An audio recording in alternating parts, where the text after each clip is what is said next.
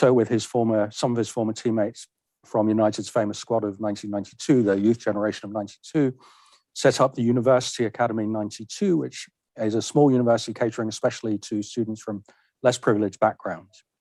Above all, Gary's one of football's most influential voices. With his Sky platform and 5 million Twitter followers, he was one of the people who helped stop the Super League happening last April.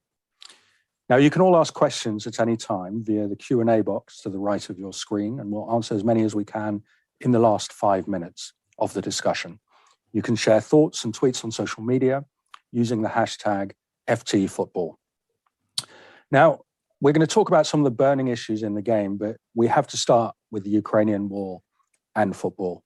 Gary, what do you make of what's been happening around Abramovich and Chelsea today? Talk that he is selling the club. Keir Starmer asked why he hadn't been sanctioned yet. What do you see happening right now around this?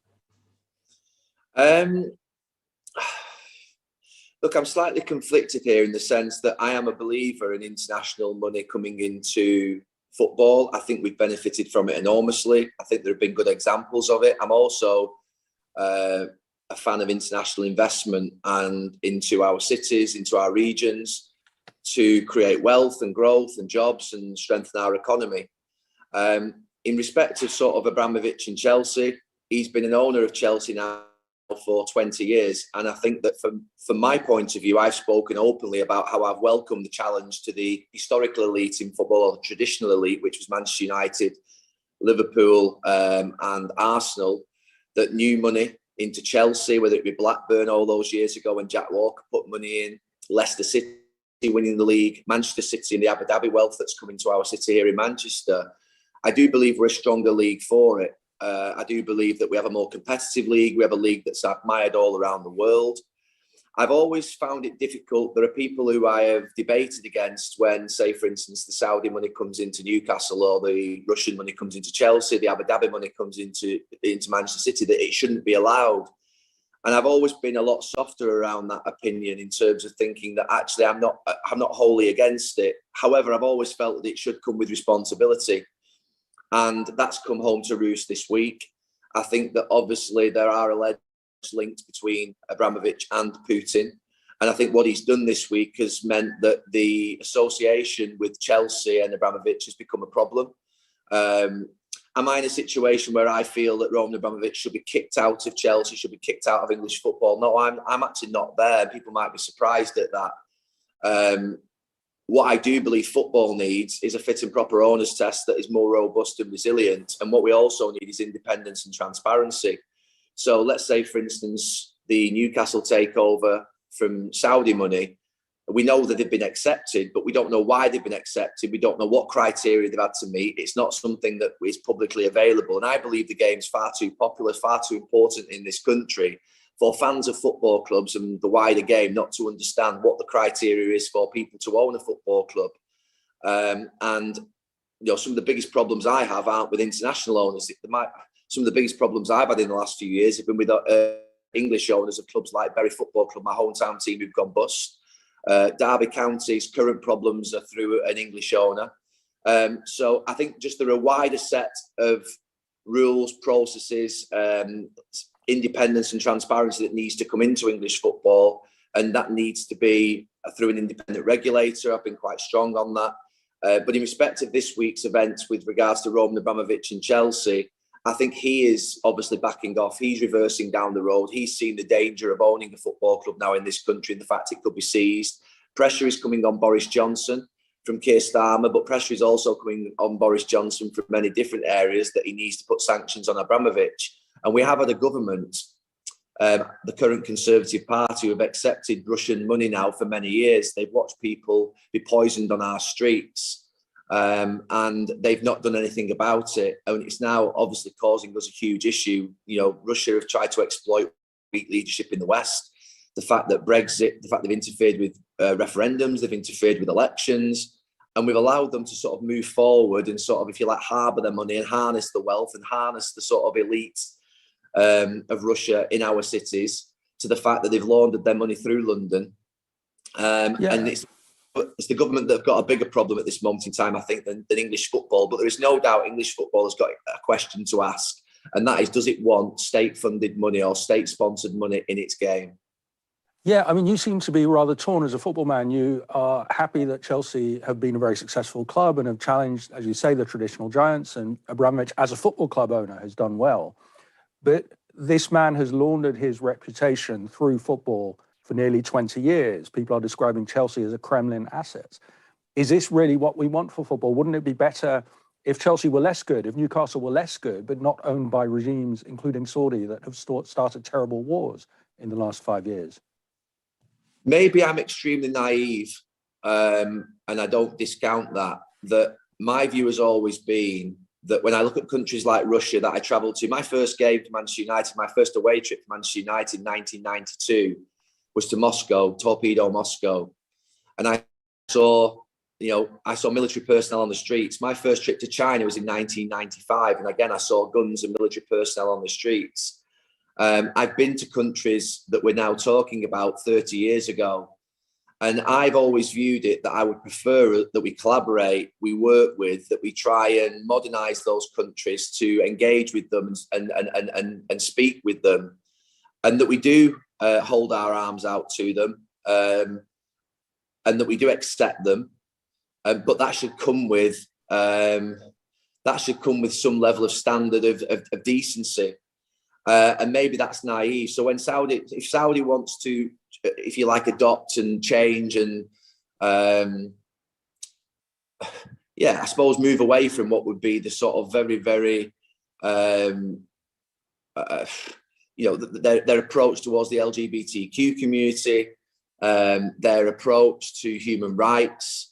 I want those countries to be better, because I believe the citizens in those countries want a better life and deserve a better life. And I've always viewed it that we, as Great Britain, as England, can try and influence people in a positive way to create better lives all around the world. And I've never viewed it as being, accepting that they come here to legitimise their money, to legitimise their positions in their countries. Abu Dhabi in East Manchester, Saudi in Newcastle, Roman Abramovich in Chelsea. I've always viewed that we would create a better world in return for accepting them into our country. That doesn't seem like a very wise view this week when Russia go and invade Ukraine. However, it always has been my long-held view that we, as the UK and Great Britain, should act as what would be good standing. Along with the US, we were viewed as safe, we were viewed as responsible, we were viewed as being credible. We were people that people could rely on, our systems, our legal systems, our construction systems. And I would like to think we could adopt a policy whereby we could affect change in the world, and sport can affect change in the world. But that's not worked this week, because what we've seen, to be honest with you, is quite barbaric that's happening in Ukraine. I mean, you said, in a self-reflecting way, maybe I'm naive. I don't think you're naive, but can I put something different to you, a different idea? Maybe you, inside the world of football, like most people inside of the world of football, experience people like Abramovich, people like the Saudi and UAE owners as nice people who make English football better, who are a positive force, who treat the players, people around you well. So your experience of them is very, very different from what, say, a migrant worker in the Gulf experiences or a Ukrainian child experiences. You are, they're working their influence directly on you and your world. Yeah, I went over to visit migrant workers in Qatar three times actually in the last 3 years. I've seen the conditions that they're working in. It's heartbreaking. But I generally believe sport should be a positive influence, and sport can be used to change attitudes, change the way in which, for instance, in Qatar, they're the first, I think, Middle Eastern country to lose the kafala system. They have moved a lot nearer to what would be acceptable working conditions than, say, for instance, Dubai, Abu Dhabi, and other countries in the Middle East, through the fact that they've won the World Cup. So my view is that I would rather use sport as a catalyst for change and a positive change, and we still, if you like, open our arms up. But with that comes a responsibility that we want better conditions for people, better human rights in the countries that they, in return, we want something in return. You can't just come into our country, sort of buy our football clubs, but then not, if you like, give us anything back in return, which I believe would be obviously investment in our cities and in our regions, which, you know, Manchester has benefited enormously from with regards to East Manchester and what Abu Dhabi have done, but also that we will affect change in their own countries to create a better environment for the populations of their countries. And that is my view and always has been my view. However, it is tested by what's happened in the last 10 days, because you sometimes don't get the reward that you actually think you are doing for accepting this money into your country. So from that point of view, I accept, you know, I am wobbling a little bit, but my long-held view is that we should try and work with these countries, try and collaborate with them, create better atmospheres and better sort of what would be working conditions and better environments for the populations of our countries, and try and come together as one, rather than, if you like, be at odds with one another and say, we're not accepting Saudi money, we're not accepting Abu Dhabi money, we're not accepting Russian money, we're not accepting money from Dubai, we're not accepting money from any other Eastern European country that's got what would be, you know, that if that's where we want to be as a country, then that's where we need to be. But it's not where I am as an individual. It's not where my politics are. What about players and managers today? I mean, Thomas Tuchel, the Chelsea manager, has been asked about Abramovich. He doesn't like being asked about it. But isn't there an argument to say, well, these players and managers are being funded by these sports washing oligarchs and sheikhs? And so they are part of this project. They are part of the project to polish Abramovich's name. So surely it's right that managers and players of these clubs should reflect on their own role. I absolutely believe it's right that Thomas Tuchel is asked about this. We asked him about it on Sunday at the Carabao Cup final. And it's right that he takes questions on this. What I would say is I think he did take questions on it. I think where Thomas Tuchel eventually, to be fair, I think where his patience wore thin in the end was where he was asked about the same question 6 times. I watched that interview back with Thomas Tuchel. I think he answered questions on it for 7 minutes. I thought spoke very eloquently. I thought he demonstrated compassion to the people of Ukraine. And at the end, I think 7 minutes later, he was still being asked the same question. And I felt he was probably within his rights to say at that point, look, you know, you've asked me enough now, move on. So I think Tuchel was pretty good on it, to be honest with you. I think it was fair that he was asked the questions. He actually did respond. And I do believe football players and managers have to be able to take questions, as I do as a pundit, the difficult questions. But the reality of it is there comes a point whereby you have to move on to what would be other areas, because he's there as a football manager to coach a team, and he did spend 7 minutes answering the questions, to be fair to him. Just a reminder, everyone, that you can ask questions at any time via the Q&A box to the right of your screen, and we'll answer as many as we can in the last 5 minutes. I want to come to a related topic, which is your political engagement. You've recently joined Labour. You're hosting a dinner with Keir Starmer in Manchester, I believe, this month. You have been talked about as a possible mayor of Manchester. Like with football, is there a conflict that you feel internally between living in this world of very rich people and having social concern? I know that it doesn't necessarily conflict, but do you find sometimes that it's difficult to make the step from one to the other? No, because I'm grounded and I know my roots of where I was born, and my parents and my grandparents. And you know, the messages of Sir Alex Ferguson in my dressing room talking about the Govan shipyards and being proud to work hard every single day and get up and look after your colleagues and your teammates and make sure you work hard for them. And that when you do create wealth and that you do make money, that you want everyone else around you to prosper as well, and that you actually have that belief that you are still equal. As much money as you may have, you're still equal with your friend and your colleague. Where I have a problem at the moment is that I believe we have a hierarchy in elite, which I think are about to be rejected universally, to be honest with you, because I think people have had enough of it. It's the hierarchy in the elite who believe that they should just look after themselves and look after their immediate friends, you know, create VIP lanes and hand tens and hundreds of millions of pounds worth of contracts to them, whilst at the same time taking £20 a week on universal credit off some of the hardest hit families in this country, or putting national insurance up, or voting for children not to eat food in the first wave of a pandemic. So where I've joined Labour is coming from purely a point of I suppose my politics are not politics, they're just beliefs that I've had through my football and my family. You know, I was surrounded by very rich young individuals, but were basically guided by a guy who was a shipyard worker who used to go on strike and never lost sight of what's important in life, and that is to make sure that you work hard, you look after one another, you look after your family, you look after your colleagues and your teammates, and you want everyone to prosper and do well. And it isn't just about yourself. And same with my family. My family were exactly the same. So I think from that point of view, I believe in wealth, I believe in profit, I believe in entrepreneurialism. I've got 6 businesses here in Manchester, but I also want my teams to be paid well in great working conditions, have a fantastic experience and feeling enthused every single day to wake up. And I want them to feel like they've got a pathway to the top. So for me, I feel really comfortable in this space. I'm sat in my own office here in Manchester, and people may say, well, it's an ivory tower. I don't believe it is an ivory tower, because I know individually most of the 600 people who work with me in my businesses, and they know me, and they can text me and they can ring me, and I feel equal with them and they feel equal with me. So I feel really comfortable in this space. I'm going to come to the Super League in a moment, but just how difficult do you think it is to stay grounded as a footballer? I mean, you say you've achieved that, but is it a struggle for many people? It's difficult. Some things are difficult because you get things that are done for you. Your kit's all laid out for you, your transport's laid on, your hotels are fantastic, the food's wonderful. As all the things that you take for granted, we take for granted as a football player. We know that that's a struggle for many people, but we have grown up in areas, most of us, football players aren't from Knightsbridge and Whitehall. They're ordinarily from Dudley and Barrow and Bury. And they understand, their parents having to work really hard to put sort of food on the table and sort of choose between food and fuel and all the difficult decisions that families are having to make up and down this country. So when we get into that sort of what would be life of football, it is new for us. We obviously have to accept that now we meet with accountants and lawyers and agents knock on our door, and it is a learning curve for us. And it can sometimes be something that it screams our childhood.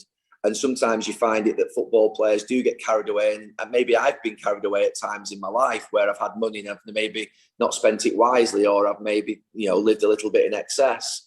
But I see that as being part of a learning curve, and sort of what we're maturing as an individual. And whilst it can be difficult, we are incredibly privileged to be playing football and doing something that we love for a living. And that's what I say to people. I was at a UCAS fair yesterday because I've got a co-founder in the university, and there were thousands of students in this UCAS fair, and I was asked what my advice would be to them, and that would be to do something that you're passionate about and really follow that passion, because it's really important that whatever we do in life and whatever money we have, that we're passionate about what we do. And football players do love their game. They want to do well. They want to sort of represent their families well. And the reason I sort of entered into politics a little bit was because Matt Hancock, God bless him, decided that he was going to take on football players in the early days of the pandemic and ask for more from football players. And I thought that was unfair. Why pick on football players out of any what would be sector in this country and ask them to do more? They do an awful lot more than he would ever know. What political role do you see for yourself? I'm sure that you're going to run for elected office. How do you see that? Well, don't be sure about that. Boris will have to stay in power for a few more years for me to get that annoyed that I would want to run for office. At this moment in time, I've probably got 2 or 3 more years left here in Manchester, delivering on my sort of business aspiration. I'm really loyal and connected to the teams that I have in the businesses. I feel a great responsibility to make sure that every single day that they have a job, that they're paid well, that they go home to their families and they can live well. And we've got about 600 people, and we've got 2 or 3 years left more yet, I think, to stabilise these businesses and deliver on them. And I think at that point, then when the businesses are stabilised, they're running smoothly, I'll then be able to say I'm 15 years out of football. I've proven myself as an entrepreneur and as a businessman. I've set up these businesses, they're stabilised, they're doing well, they're in areas that I'm passionate about. And at that point, I can think about the years from 50 to 60 when I look at sort of what that one role that I would want to do in that period. Because I do want to focus more as I get older. At the moment, I'm in media, business, universities, football clubs, and a little bit spread. I'm enjoying it. I love it. But in 2 or 3 years, maybe, but I won't be running for an MP or a GM mayor in the next 2 or 3 years. That won't happen. I'm going to come to some of the audience questions now. Somebody asked, Salford City is a perfect example of how owners with genuine intentions can revolutionise smaller clubs and the communities around them. What do you say to others who might be considering doing the same thing and taking over a smaller club like that? I appreciate the question, because quite ordinarily, rich and Singaporean billionaire owners take over a Salford City Football Club, people think it's for financial reasons, but anybody that's got any business acumen would recognise that if we wanted to make more money, it wouldn't be by buying a football club, because ordinarily you have to put money in every single year. I think we absolutely love it. What I would say is that you do need, if you're going to go for it and you're going to compete in League Two, not even in League Two, actually, National League now in non-league, you do need deep pockets, and you do need to be able to invest depending on what type of project you want to run. We've always been football players that have wanted to win, and just stabilising in League Two or in the National League isn't enough for us. We want to win promotions. We want to be at Wembley. We want to win trophies because it's inbuilt in us. So you do need deep pockets, but I think if you have got deep pockets, it can be something that can make a big difference in a community. And we've seen brilliant examples of where international investors, owners have come into football clubs and done a brilliant job and transformed not just a football club, but the community around them. So if you've got the right intent and you've got the right spirit and you're willing to embed yourself, and that's really important, embed yourself and know the local area. You cannot invest in a business, in my mind, and be operational in it, particularly in football, where you've got emotion involved and fans involved. If you don't embed yourself, and that's been one of the great problems, I think, for the Glazer family, is that they've never come over to Manchester and embedded themselves in the culture of Manchester, their understanding of the people, and that's a real issue. We've had a couple of questions about the Super League. Do you think it's dead, or do you think it might make a comeback? No, I think it'll make a comeback. I don't believe the hierarchy and elite in football that exist are going to go away. They want more money. They're in it to create more wealth for themselves. They've not really got a great interest in the wider game beyond their own clubs. And that's why I'm pushing hard. Tracy Crouch, the Conservative MP, has done a fantastic report, fan-led review, which was part of the Conservative manifesto at the last election. It's a great report. It now needs to move through legislation in Parliament. And if it does, then I will finally, I think, believe that the European Super League is dead. Until that point, I don't believe the European Super League is dead. I believe it will come back, rehashed, reworked, with maybe a cherry on it this time. But the reality of it is, I still don't think it will be accepted because the fans don't want it. Last couple of questions, very brief answers, please. Will you be investing in women's football, somebody asks? Well, we have got a women's team at Salford. I think we need to obviously grow that women's team. So in that respect, we already have. I think we were one of the first teams in and around our level to have a women's team, but there's no doubt that we need to professionalise that more and make sure that becomes more equal with the men's team. And then one last question. Where do you stand on plans for a biennial World Cup for the men? Do you know something? I was presented this proposal by Arsene Wenger, who I've got an enormous amount of respect for, and there are a lot, like all these things. So Project Big Picture, European Super League, Biennial World Cup, they're actually got some really good things in them. But the problem is that you've either got people delivering them that fans don't believe in, and they can't bring the fans on the journey, or they basically try and what would be rush it through, almost bully their way through with it. And the reality of it is people are just not having it anymore. So the problem with these things is that no one trusts FIFA, no one trusts UEFA, no one trusts the Premier League and the Big Six anymore because they brought forward what would be proposals that are just quite simply unsavoury. And they're going to struggle to get anything through at this moment in time because the lack of trust and credibility that these organisations have is enormous, because the people at the top of them are, well, at worst corrupt and at best greedy. We'll leave it there. Thank you very much, Gary. This session will be available on demand for a minimum of 30 days on our event website. And in a few minutes, my colleague Murad Ahmed will be back interviewing Victor Montagliani, president of CONCACAF, the Football Confederation for North and Central America and the Caribbean, talking about the 2026 World Cup to be played in Canada, Mexico, and the US, and the latest proposals we've just discussed to make the World Cup biennial. That was a lovely session with Gary Neville. Please stick around, everybody.